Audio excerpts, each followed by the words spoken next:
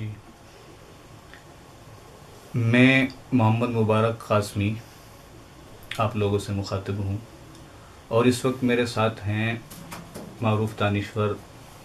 مولانا جلیل احمد نظامی صاحب اور معروف سماجی کارکن ایم حسنین صاحب، پریزیڈنٹ قومی پارٹی آف انڈیا۔ تو ان لوگوں سے ہم بات کریں گے اس وقت دلی کے اندر جو اس اسمبلی الیکشن میں عام آدمی پارٹی ایک نئی پارٹی کے طور پر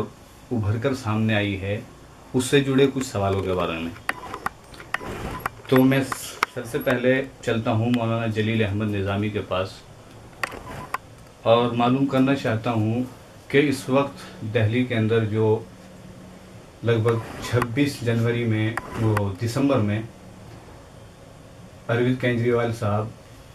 شپت لینے جا رہے ہیں مکھیہ منتری پد کی۔ آپ سے میرا سوال ہے کہ ان کی پارٹی سے جتنی ان کے 28 سیٹیں لگ بھگ آئی ہیں، ان میں کوئی بھی مسلم کینڈیڈیٹ جیت کر سامنے نہیں آیا ہے۔ کیا اس کے اندر مسلمانوں نے خود ان سے دوری بنانے کی کوشش کی ہے یا انہوں نے خود مسلمانوں سے دوری بنائی ہے؟ آپ اس کے بارے میں ذرا ہمیں بتائیے۔ دیکھیے، مسلمان کے اپنے مسائل ہیں اور ان کی اپنی ضروریات ہیں، ان کے اپنے کام ہیں۔ اروند کیجریوال کو ہمیں نہیں لگتا ہے کہ انہیں مسلمانوں کی ضرورت ہے، کیونکہ اگر انہیں مسلمانوں کی ضرورت ہوتی، مسلمانوں کے لیے انہیں کچھ کرنا ہوتا تو شاید وہ پہلے سے مسلمان ان کے ساتھ ہوتے۔ اور ان کی پوری پچھلی زندگی میں ہمیں جہاں تک علم ہے، ہمیں جہاں تک نالج ہے، ایسا کوئی انہوں نے فلاحی کام نہیں کیا ہے جو مسلمانوں کے حق میں ہو۔ تو جب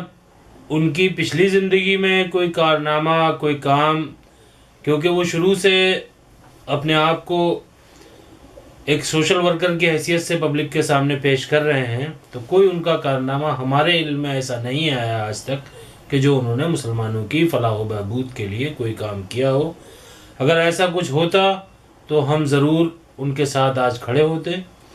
اور ایک آدمی نے جب اپنی زندگی میں کچھ نہیں کیا تو اس سے کوئی خیر کی توقع رکھنا بے سود ہے۔ جی، تو آپ کو تو ان سے کوئی توقع نہیں ہے، لیکن اب ہم چلتے ہیں ایم حسنین کے پاس اور ان سے معلوم کرتے ہیں۔ جی، ہمارا سوال ہے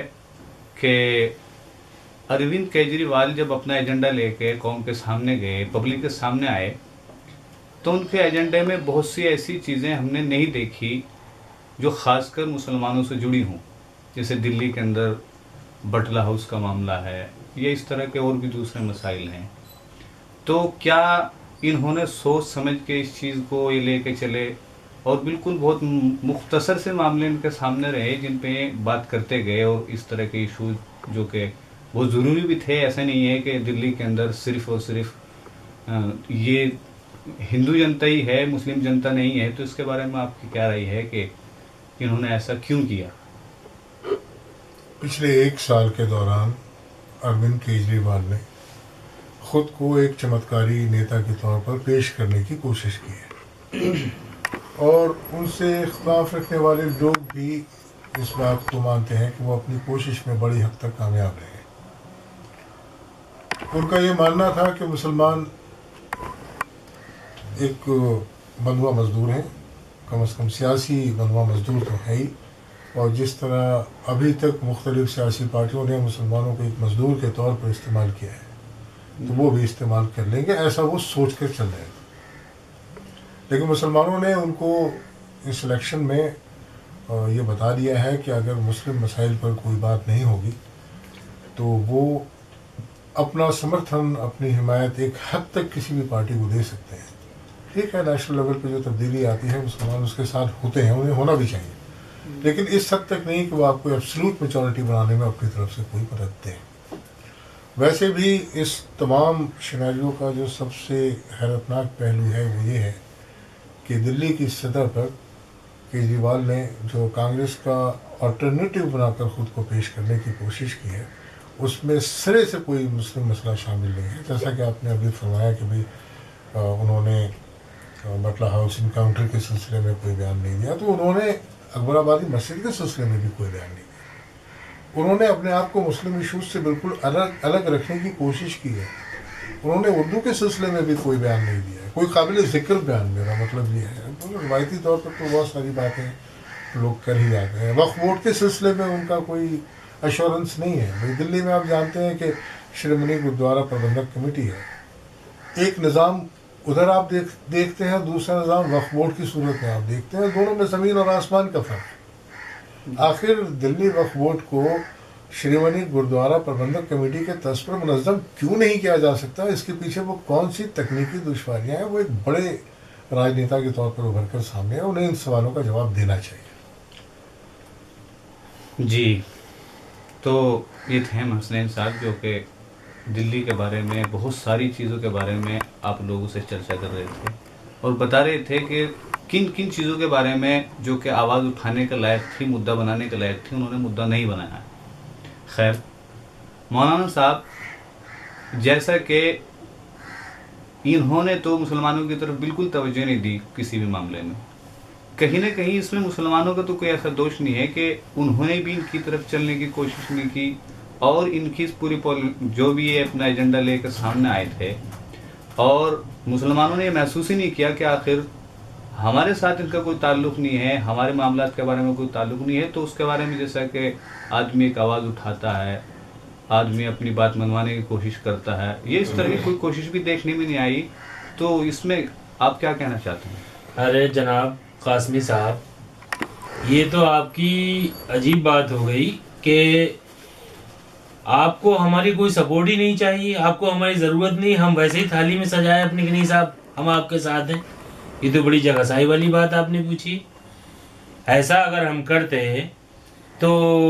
یہ تو ہمارے نہیں سمجھ میں آ رہا ہے کہ جب آپ کو ہماری ضرورت نہیں ہے تو ہمیں ابھی آپ کی ضرورت نہیں ہے. ہم ایک مسلمان ہیں, اللہ سے اپنی آرزوئیں اور تمنائیں لے کر اس کے دربار میں حاضر ہوتے ہیں اور ہمیں امید ہے اللہ ہی ہماری مدد کرے گا غیب سے, اور انشاءاللہ العزیز ہمیں کسی بھی قسم کی کوئی دقت اور پریشانی نہیں آئے گی, چاہے وہ کسی کی گورنمنٹ آئے یا کچھ آئے. ٹھیک ہے. تو جی حسین صاحب, آپ سے میں ایک بات اور معلوم کرنا چاہوں گا کہ ایک بالکل عجیب سی بات ہے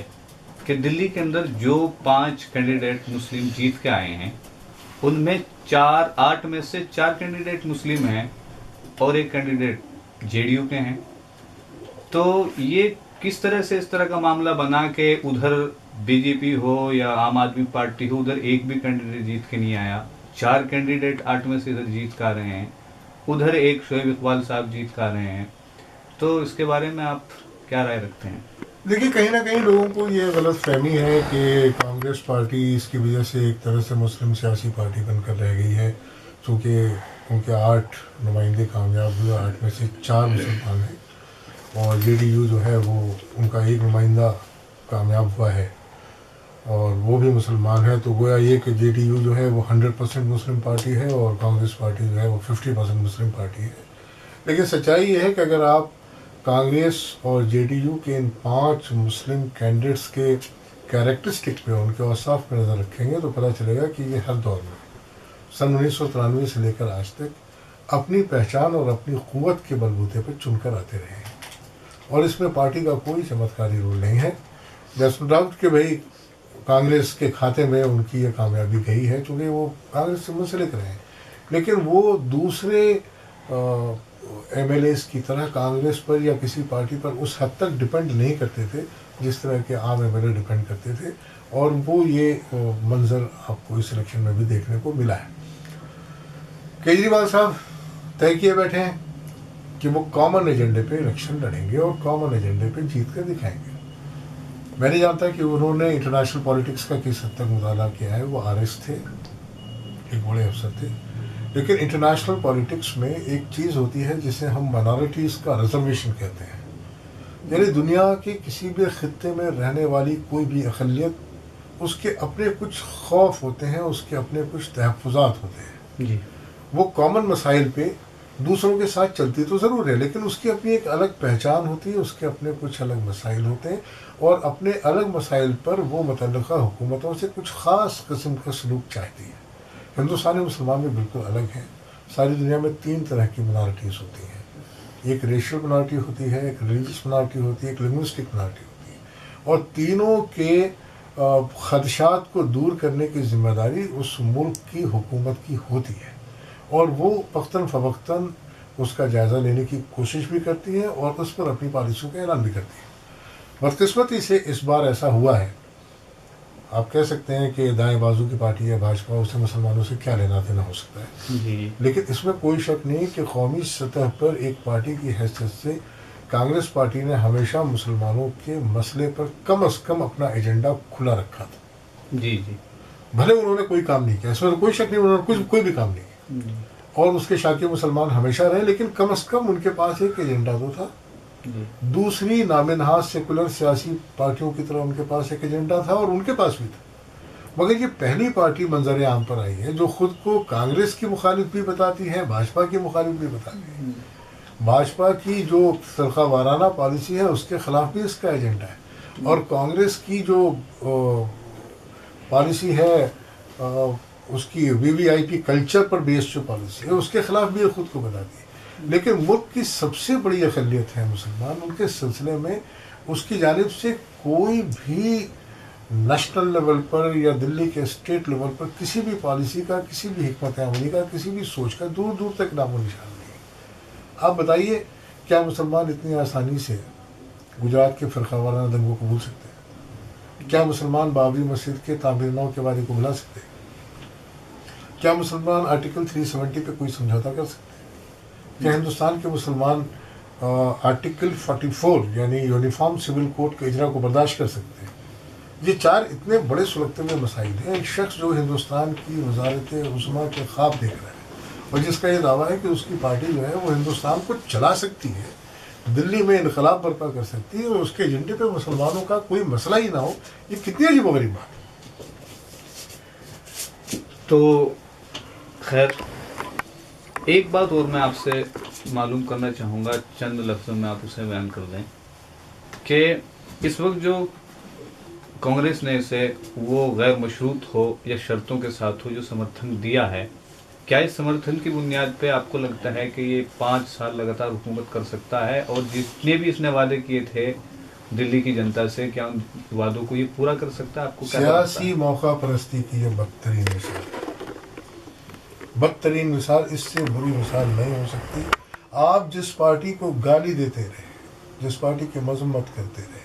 جس پارٹی کے اصولوں سے کھلم کھلا انحراف کرتے رہے اور اس کی اندیکھی کرتے رہے، آپ اسی پارٹی سے حمایت لے کر سرکار چلانے کی کوشش کر رہے ہیں۔ دوسری طرف کانگریس پارٹی ہے جس نے ان کو غازی آباد کے سویپرز کا ایک ٹولہ قرار دیا کہ صاحب یہ عام امرود والی پارٹی، ایسا لوگ کہتے تھے۔ وہ لوگ اگر اس کی حمایت سجا کر پیش کریں کہ آپ سرکار چلائیے تو، آپ سرکار چلائیے تو، اور پہلے دن سے اس کے خلاف سازشیں بھی رچ رہے ہوں، میں سمجھتا ہوں میں نے اپنی 60 سالہ زندگی میں پولیٹیکل جو اپرچونزم ہوتی ہے، سیاسی موقع پرستی کی، اس سے بری مثال میں نے آج تک نہ دیکھی نہ سنی۔ جی، تو یہ تھے ہمارے ساتھ مولانا جلیل احمد نظامی اور قومی پارٹی آف انڈیا کے صدر ایم حسنین صاحب، جو کہ دلی کی جو ایک نئی پارٹی ابھر کر ہمارے سامنے آئی ہے، جس نے کہ تمام ایک نئی مدعوں کے بلبوتے الیکشن لڑ کر اس وقت ستہ میں آئی ہے، اس کے متعلق بات چیت۔ تو